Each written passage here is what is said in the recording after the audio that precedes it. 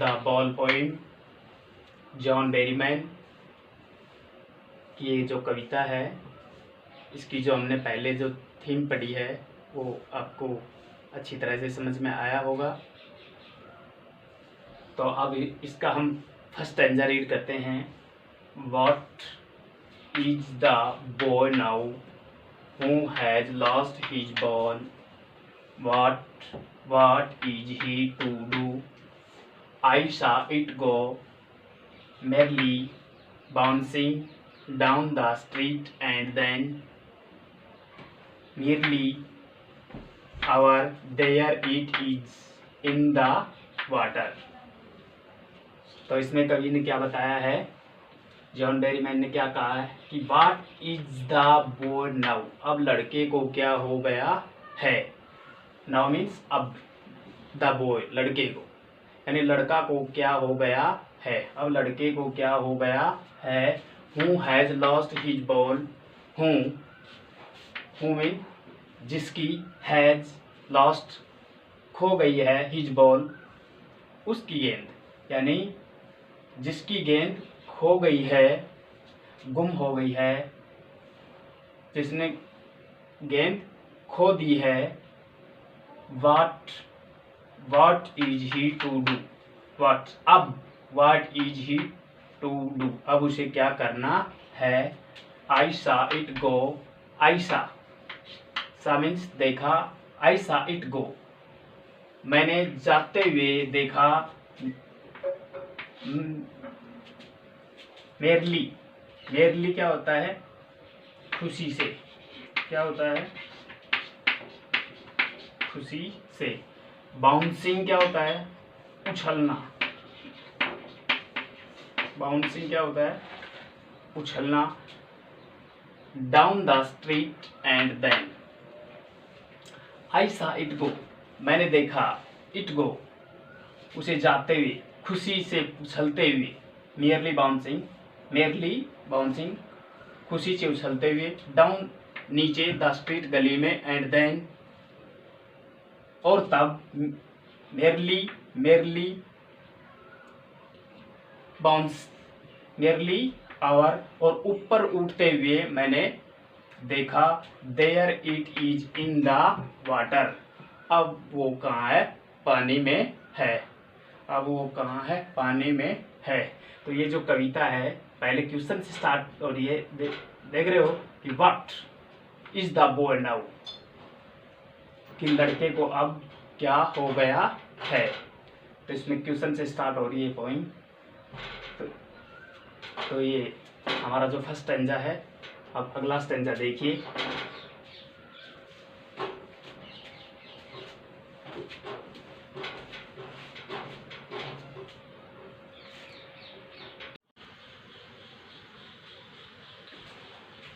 Stanza second देखिए।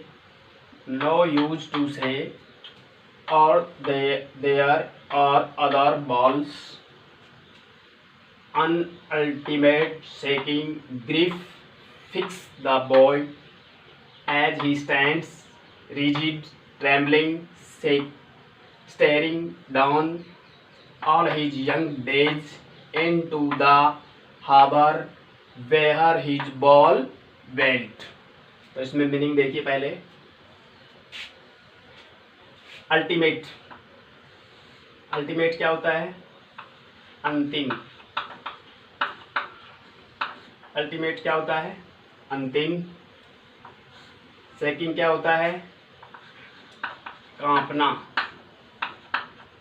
कांपना, कांप से के डर के मारे हिलना। फिक्स क्या होता है, फिक्स होता है स्थिर। स्टैंड यानी खड़ा हुआ है, खड़ा है।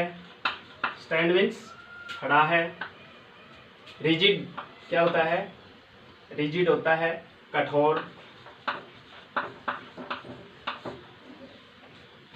ट्रेम्बलिंग क्या होता है, कांपना। ट्रेम्बलिंग क्या होता है, कांपना। स्टेयरिंग, तो इसका स्टेयरिंग का क्या होगा, घूरना,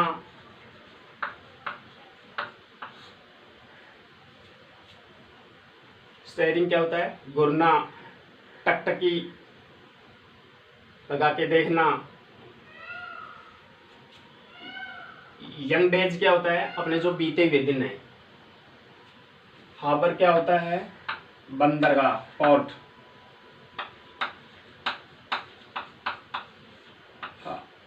हार्बर क्या होता है? बंदरगाह। वेयर क्या होता है? जिसकी।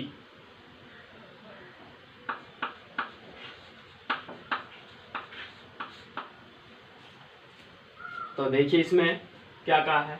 नो यूज टू से, नो यूज, कोई फायदा नहीं है टू से, यह कहना, यह कहने से कोई फायदा नहीं है।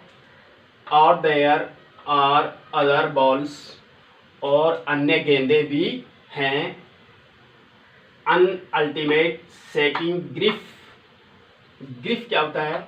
दुख। ग्रिफ क्या होता है? दुख। अनअल्टीमेट सेकिंग ग्रिफ फिक्स द बॉय, यानी यह जो दुख है लड़के को, यह जो अंतिम जो दुख है यह लड़के को स्थिर कर देता है। एज ही स्टैंड्स रिजिड, और जैसे ही वह कांपता हुआ स्थिरता से खड़ा है। ट्रेम्बलिंग, कांपता हुआ। स्टेयरिंग डाउन, और टकटकी आंखों से नीचे देखता हुआ। All his young days into the harbour where his ball went. All his days, और अपने बीते हुए दिनों को, अपने बीते हुए दिनों को याद कर रहा है। हार्बर, उस जगह से, पोर्ट, पोर्ट बंदरगाह, हार्बर बंदरगाह, बंदरगाह के उस जगह से वो अपने बीते हुए दिनों को याद कर रहा है। वेयर हिज बॉल वेंट, जहां उसकी गेंद चली गई है। तो इसमें यही बताया है। थर्ड स्टैंजा देखिए।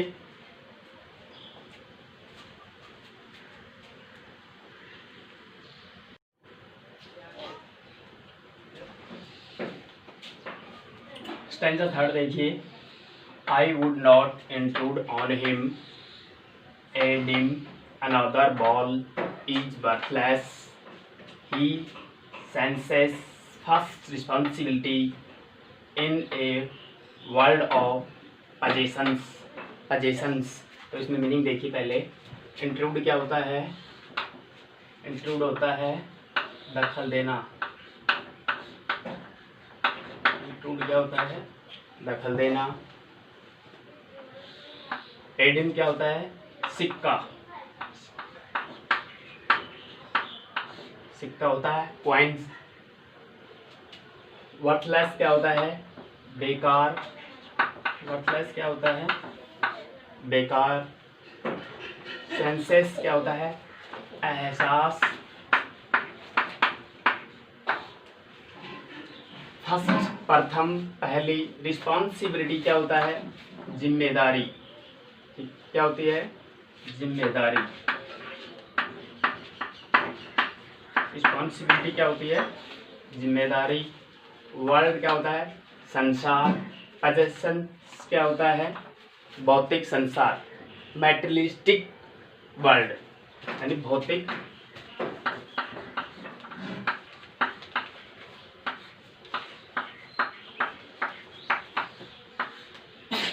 भौतिक संसार। वर्ल्ड ऑफ पोजेशंस, भौतिक संसार।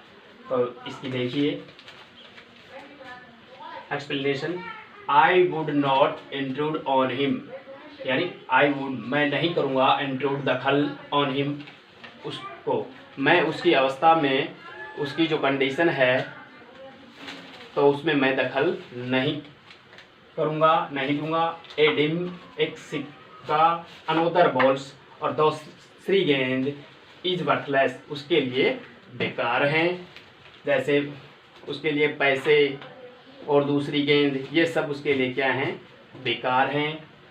ही senses first responsibility in a world of possessions. He senses of responsibility, अब उसकी यह पहली इस संसार में, वो भौतिक जो संसार है इसमें वह अब अपनी पहली जिम्मेदारी का एहसास करता है। तो इसमें यही बताया है कवि ने। तो फोर्थ स्टेंजा देखिए।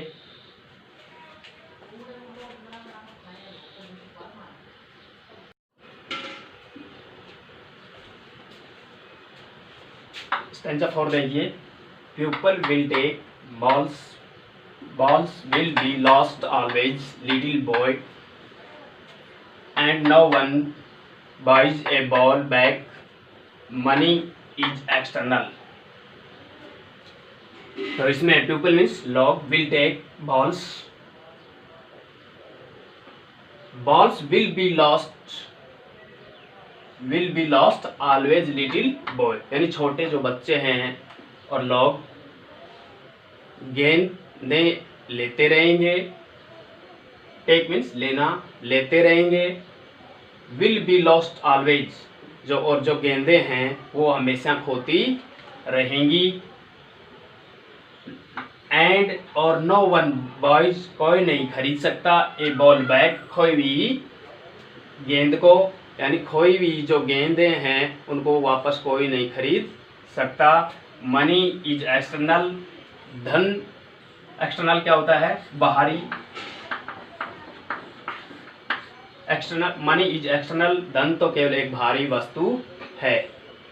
तो इसमें यही बताया है। तो अगला स्टैंजा देखिए।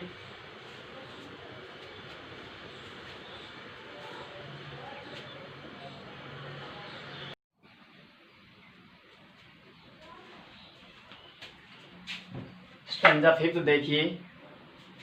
He is learning well behind his distraught eyes the epistemology of loss, how to stand up, knowing what every man must one day know, and most know many days, how to stand up। तो इसमें डिस्प्रेट क्या होता है? डिस्प्रेट होता है निराश। Eyes आंखें, behind पीछे, लर्निंग सीखना। लर्निंग क्या होता है? सीखना। लर्निंग क्या होता है? सीखना। एपिस्टेमोलॉजी क्या होता है? एपिस्टेमोलॉजी ज्ञान, ज्ञान का विज्ञान। एपिस्टेमोलॉजी क्या होता है? ज्ञान का विज्ञान। लॉस क्या होता है? क्षति, हानि। स्टैंड खड़ा है। नोइंग जानना, ज्ञान। एवरीमैन प्रत्येक आदमी। वन डे एक दिन। तो देखिए इसमें he is learning well behind his distract eyes, यानी वो अपनी जो निराश जो आंखें हैं, निराश आंखों के पीछे वो द एपिस्टेमोलॉजी ऑफ लॉस, जो गेंद का जो खोने का जो दुख था उसको ही इज लर्निंग, वह सीख रहा है कि वो हाउ टू स्टैंड अप, किस तरह खड़ा रहे, किस तरह खड़ा रहे। Knowing what every man must one day know, and must know many days, how to stand up.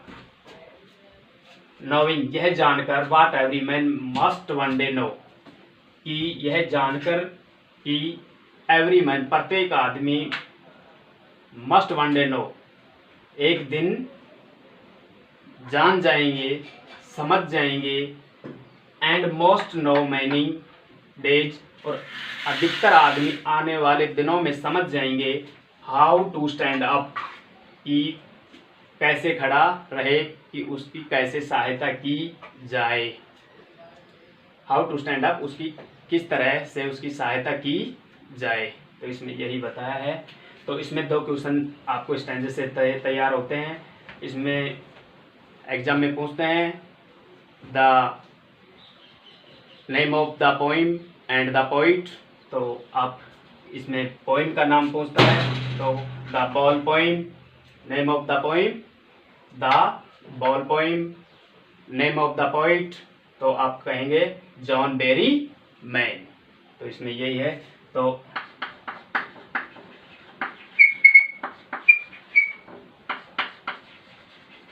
Name of the poem, तो पोइम का नाम लिखेंगे।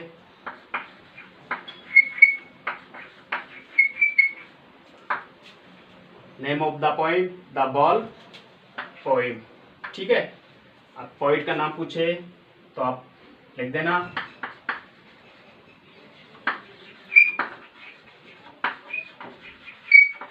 नेम ऑफ द पोइट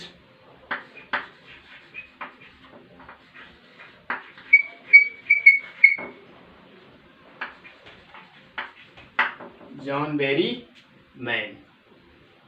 ठीक है, समझ में आया होगा अच्छी तरह से। थैंक्स।